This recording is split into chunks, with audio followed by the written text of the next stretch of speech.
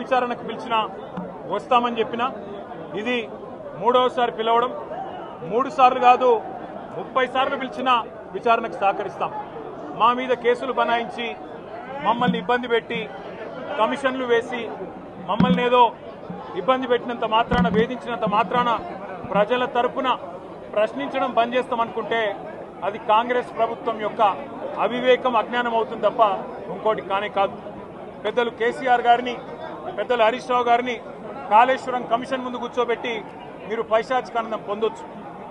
ఇవాళ ఏసీబీ ముందుకి విచారణకు పిలిపించి కొంత మానసికంగా రాక్షసానందం పొందుతూ ఉండవచ్చు.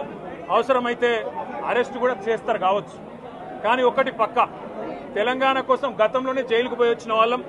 హైదరాబాద్ బ్రాండ్ ఇమేజ్ను పెంచే ప్రయత్నంలో భాగంగా హైదరాబాద్ బ్రాండ్ని కాపాడే క్రమంలో తీసుకున్న ఒక నిర్ణయం వల్ల మళ్లీ జైలుకు పోవాల్సి వచ్చినా భయపడేది లేదు. ఒకసారి కాదు 100 సార్లు అయినా జైలుకు పోతాం, కానీ వదిలిపెట్టాం కాంగ్రెస్ ప్రభుత్వాన్ని, కాంగ్రెస్ పార్టీని.